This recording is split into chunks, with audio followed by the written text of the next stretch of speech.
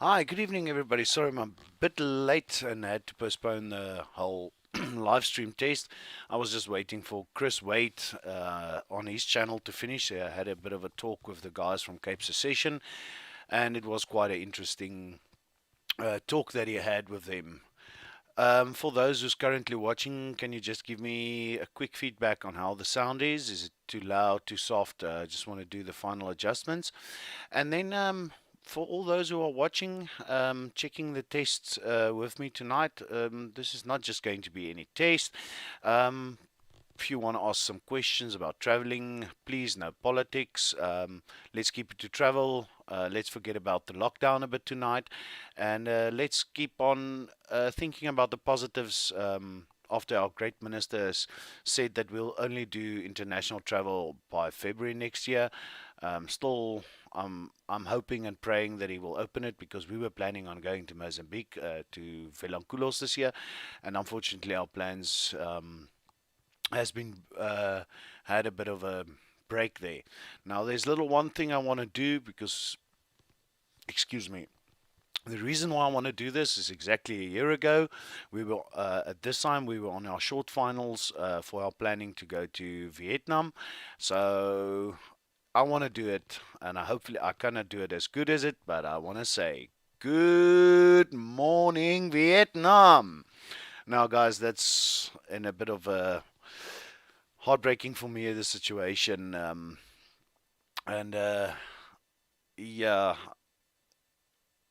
So yeah, thanks, Retic KKE. Thanks for coming on. Yeah, guys. So unfortunately, this isn't the studio where I'm going to do my shoot. Hi, Kyle. Thanks for coming on. Kyle, I'm going to add you a little bit later, also as a mod. I need some guys to moderate the stream for me. Mr. Punisher. Yeah, okay, first question. Favorite camping place in South Africa? Good grief. I haven't camped since I was 16 years old. Had a bit of, yeah, let me say, camping isn't my favorite place, but I would say, remembering as a kid, we would go with the caravan to Sodwana. Went there back there a few years ago, but it's totally different from what I remember as a kid. Wesley. So yes, camping. I would say depends probably on what you want to do, what you like. What type of camping is it? Bush camping. I think being a dad myself makes it a bit more difficult with the camping. It's easier to do a backpackers or a cheap accommodation, you know, and just in that sense, because with our son Walter, traveling for us has changed a lot over the past 6 years. And but yeah, camping, I don't know. I can't say. I'm going to lie to you, Mr. Punisher. Hi, UCN, welcome on my stream. HBM Air, thanks for on my stream. Ritik says she often went to Island Rock in Mozambique. I haven't been there yet. Um, Kyle Struisbaai, do you have to pay me a lot of money to go down to the Cape? I only go there for business purposes. To be quite honest, I'm a bit of scared of the cold weather. If you guys see a red glow in the back, that's actually my heater. Um, Last time we were in the Cape, we went to Jacobs Bay down to Cape Town, and man, it was winter time. I nearly died. Uh, I would have said dead, dead, dead. I had this premonition the other day when those guys who were dancing with their coffins on their back. Uh, I had this premonition, and I said to my wife, no, no, no, no, no, not going down to Cape Town anytime when it's that cold. Um, yeah, I won't disagree with you. I haven't been to the whole Geelstad festival, although I cannot eat fish. Uh, you know what? Probably we should check it out. If you say Retik, it's a nice resort.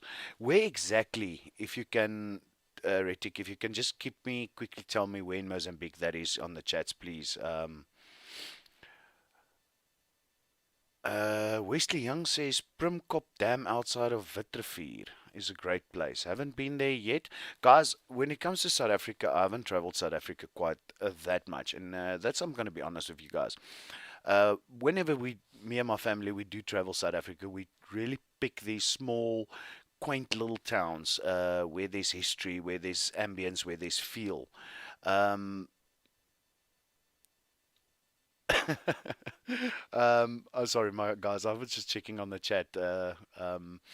And yeah, so when it comes to traveling broad South Africa, not that much, and there I'm guilty. I prefer to travel as the world as much as I can before I'm too old. We made a sort of a pact as a family, and we said, no, okay, we're going as long as we're young and we're energetic enough, we're going to tackle the outside world, see as far how many countries we can see, and then when we are much older, and we are, let's say, more less agile. We'll start tackling South Africa, but we try on off occasion. Uh, we try and do the whole South, let's say South Africa, but as I say, we prefer. I must honestly say, we fly down to either say Durban, and we go to one of these small, quaint coastal towns. We'll go fly down in November. We'll go down to the Cape.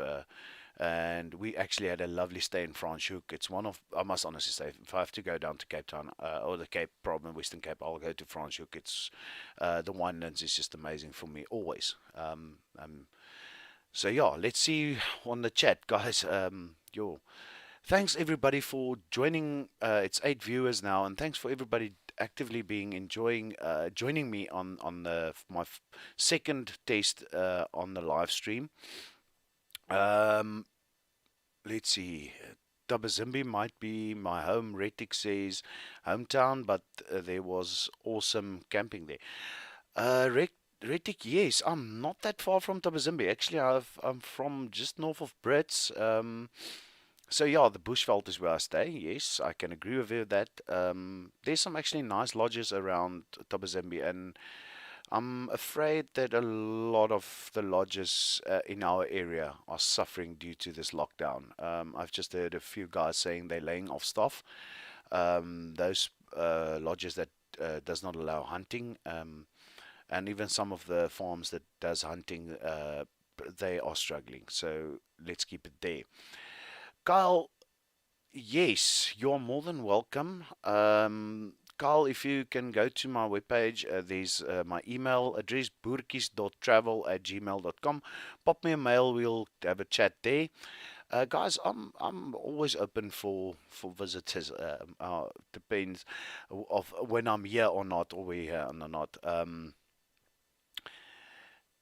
Yeah, Ritik, I haven't been to Japan yet.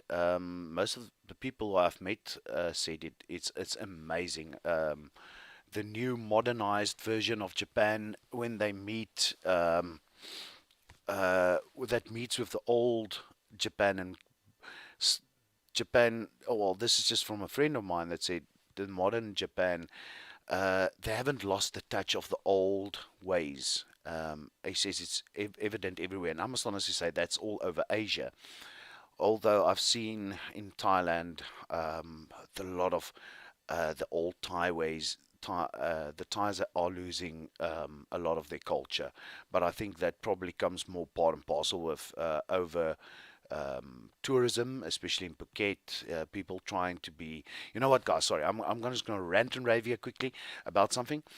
You know, when you go and visit a country, you go to Mozambique or Zambia, Malawi, Thailand, you go to Japan or China, wherever, Germany. You want to get the feel that you are now in a foreign country. All right. So 2 years ago, we went to Thailand and we stayed off island. We said, no, we're not going to stay on Phuket. We're going to do the small island resort thing.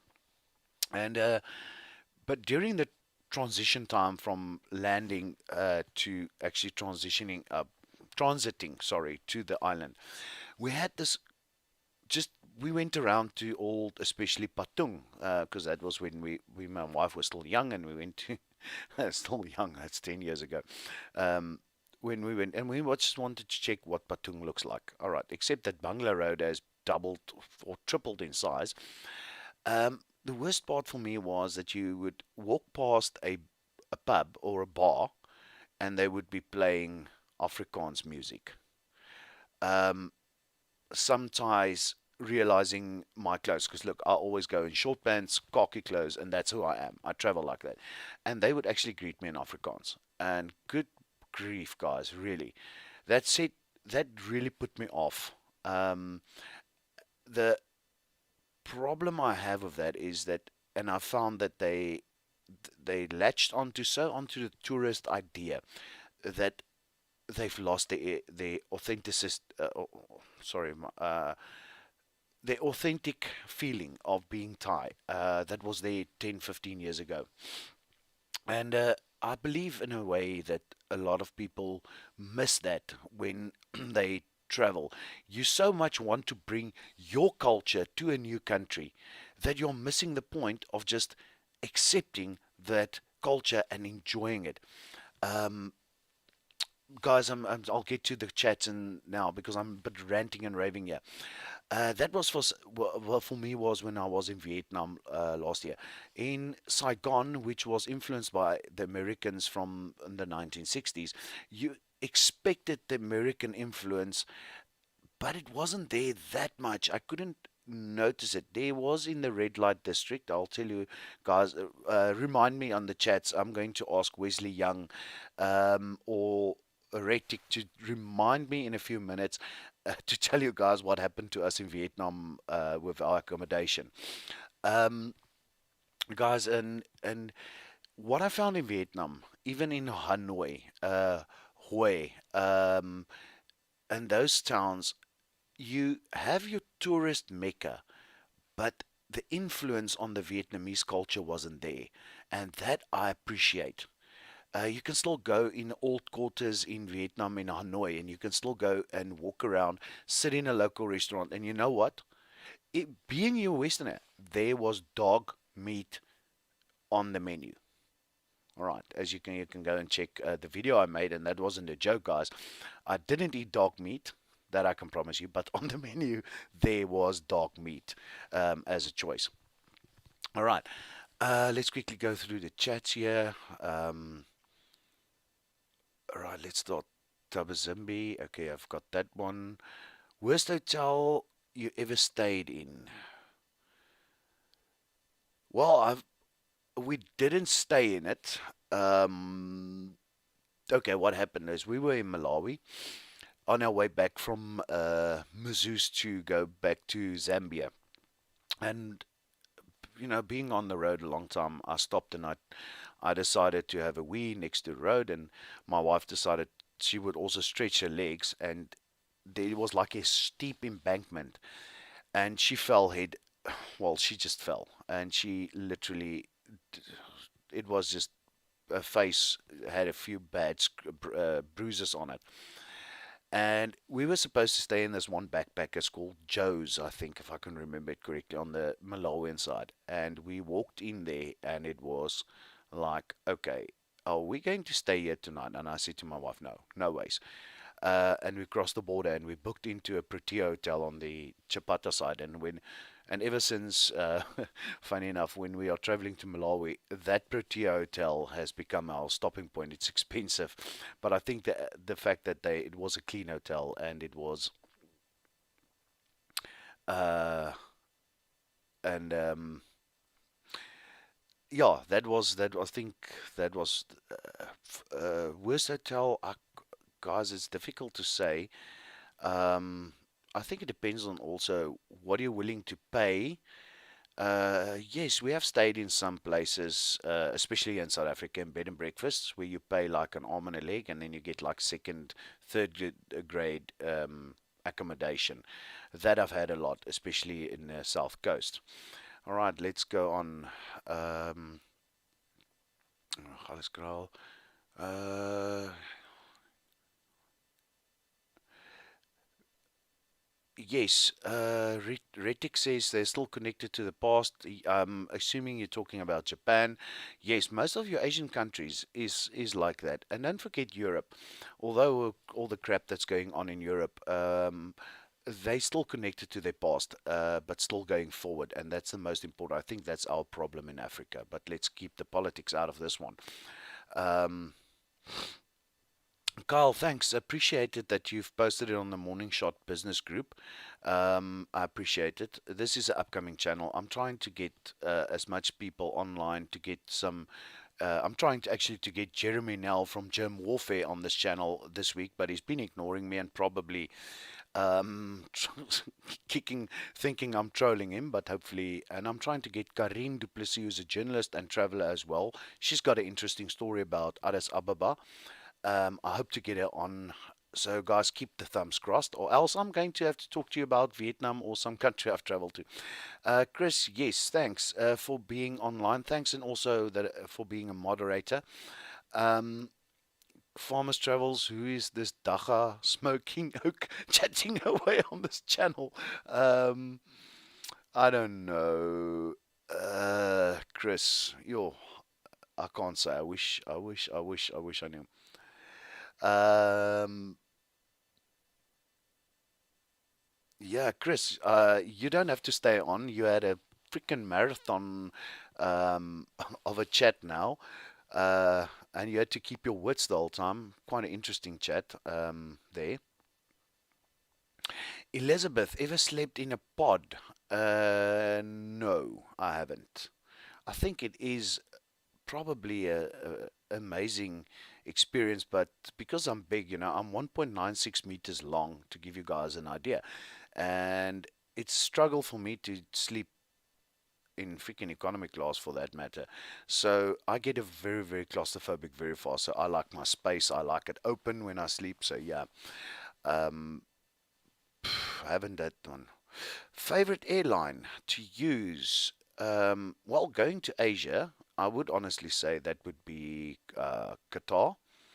Um, to be quite honest, one of the best airlines is Qatar or even Emirates. But because of the direct flights that Cathay Pacific is giving us, I use Cathay, which is not too bad. They can at least do one thing is giving those like nice little bags with a toothbrush and everything um, to see um, put it in, but they don't. Where this the other airlines do. Um, Guys, I've got the Streambot on as well. If you guys want to quickly run, I just want to quickly check here. Why is my Streambot not running? I have switched it on. Chris, if you are there, can you just type in iPoints and let's see if Streamlabs are throwing. Um, 'Cause I don't see it showing any activations of anything here. So I've activated that. Let's see here quickly. Okay, let's see here. Sorry, guys, I'm just setting up a few things. Wow, what's going on? Okay, all right. So that's all right. Alert box. Okay, that's on. That should be going because I don't see the Streamlabs bot going on. All right.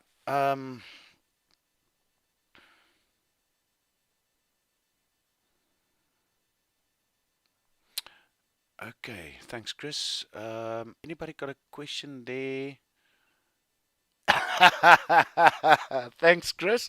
I think we've got our Streamlabs bot is online. Thanks, guys. So you can all go and check your points there. Um, yeah, I'm issuing tobacco leaves to those who want.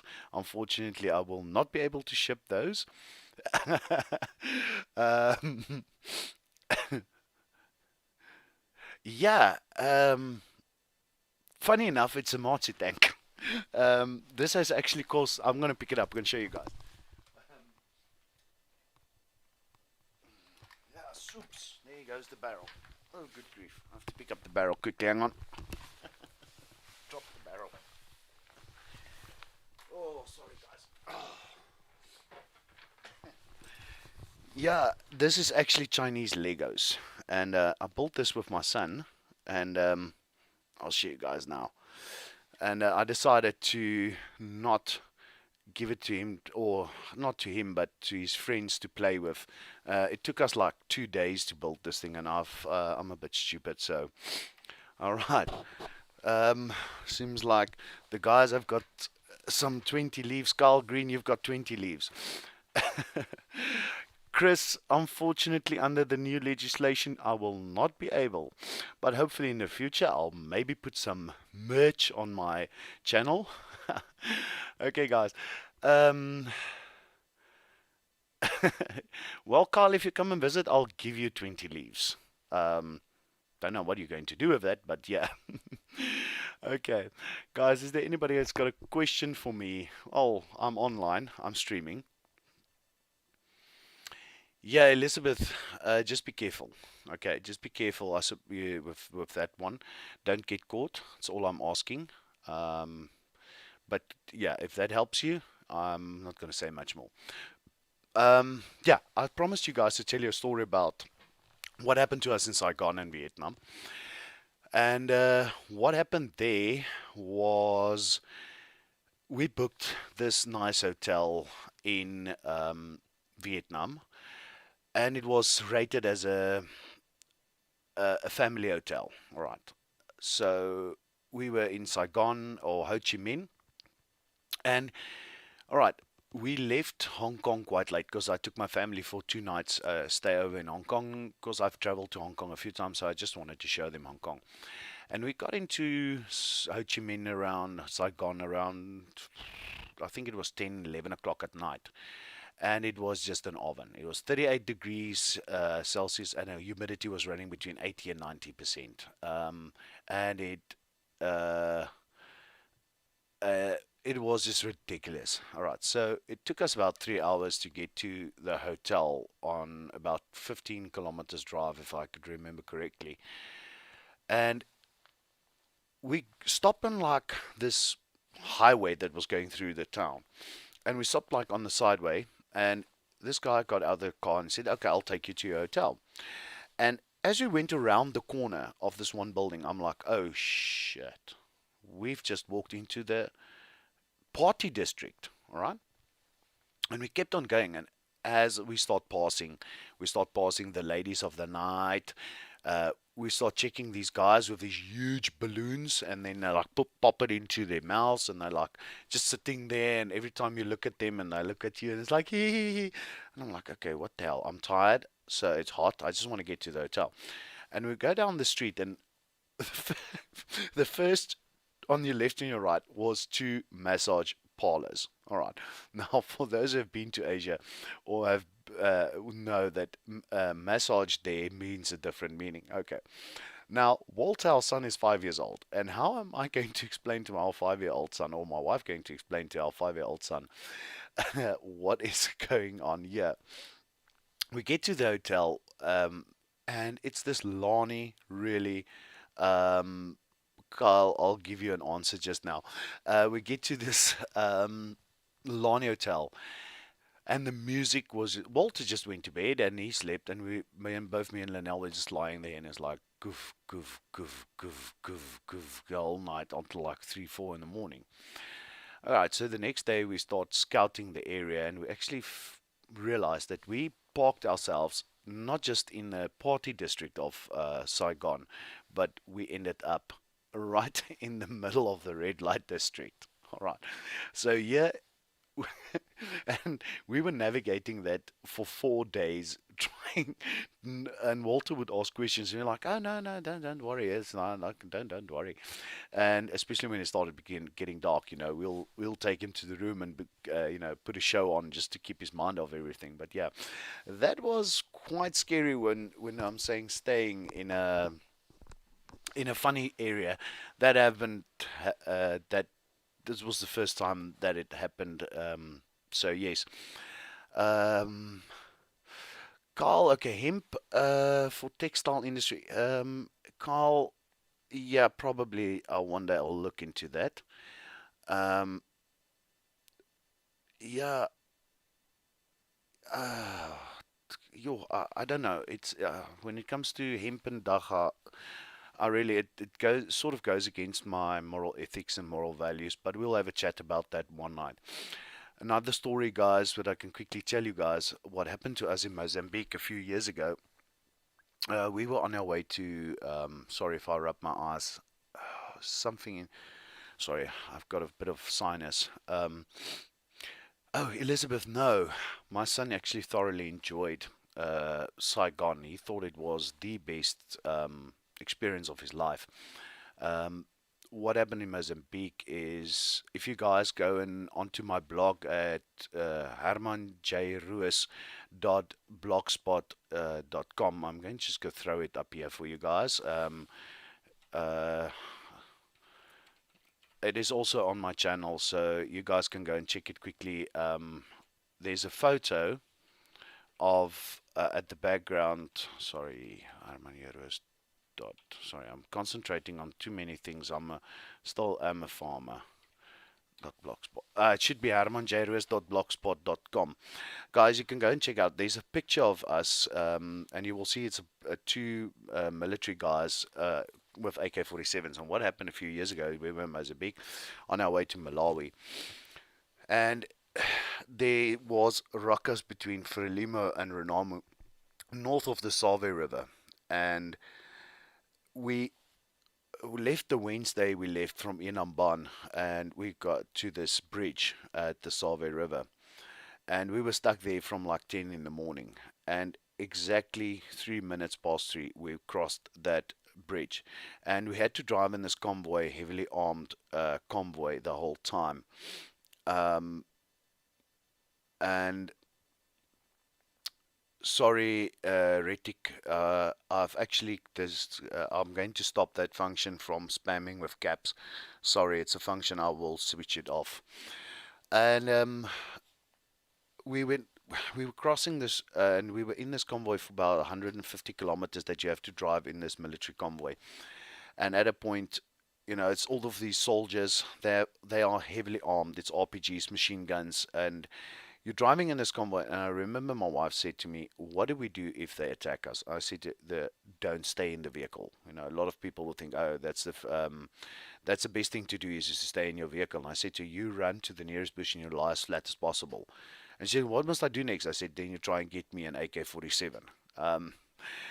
And we were like, you're stressed out. And at a point, we were crossing like this rebuilt bridge, and there was a guy hanging in a tree, and this truck was still burning. And at first we both thought it's like, okay, we didn't see this, we're crazy, we're stressed up. And right behind us were two brothers from Sweden, and the one was filming the whole thing with his GoPro. And when we got to the end point of this whole convoy, he actually showed us the video, and it was a guy, because there was a couple of soldiers standing there, and it was actually a guy that was hanging in a tree. And you'll pass cars that was shot out. And that for me was a bit of a stressful, if ever there was a stressful situation in my life during my travels, it was probably the most stressful time during my life. Guys, I'm going to call it quits now. We've been online. Thanks for everybody watching. And running this test with me. My plan is, as I said, to get Jeremy Nell from Germ Warfare online during the week, or Karin Duplessis, and then but it seems like, as I said, Germ is kicking me, and he's thinking I'm spamming him.